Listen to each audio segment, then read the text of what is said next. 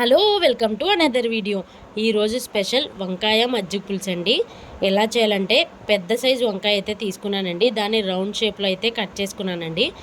ఇప్పుడు ఈ వంకాయలన్నిటికీ కూడా మసాలా అనేది ప్రిపేర్ చేయాలండి. ఇందులోకి 1 టేబుల్ స్పూన్ వరకు పసుపు, 2 టేబుల్ స్పూన్ వరకు కారం, 1 టేబుల్ స్పూన్ ఉప్పు, 1 టేబుల్ స్పూన్ ధనియాల పొడి, అలాగే 1 టేబుల్ స్పూన్ వరకు ఆయిల్ అయితే యాడ్ చేసుకుని ఇదంతా కూడా వంకాయలన్నిటికీ కూడా ఈ మసాలా అనేది బాగా పట్టించాలండి. చూస్తున్నారు కదా, ఇలా అన్నిటికీ కూడా పెట్టేసుకున్న తర్వాత తీసేసి పక్కన పెట్టేసుకోండి. ఇప్పుడు స్టవ్ వెలిగించి ఒక ప్యాన్ అయితే పెట్టుకోండి.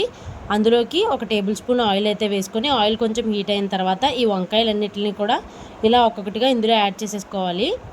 మధ్య మధ్యలో ఈ వంకాయలు అనేవి అటువైపుకి టర్న్ చేసుకోవాలండి, లేకపోతే ఒకవైపే మాడిపోతాయి అన్నమాట.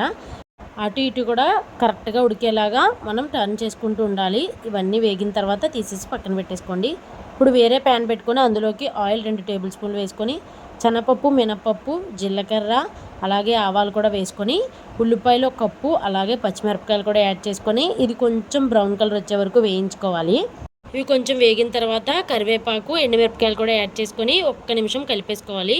ఈలోపు మజ్జిగ పులుసులో కొంచెం ఉప్పు అయితే వేసుకొని ఒకసారి అంతా కలిపేసుకున్న తర్వాత ఈ తాలింపును అందులో వేసేసి ఒకసారి కలిపేసుకొని మనం ముందుగా వేయించి పెట్టుకున్న వంకాయలు కూడా అందులో యాడ్ చేసేసుకొని 5 నిమిషాలు అలా వదిలేశారంటే ఈ మజ్జిగ అనేది ఈ వంకాయలకి బాగా పట్టి టేస్ట్ అయితే చాలా అంటే చాలా బాగుంటుందండి.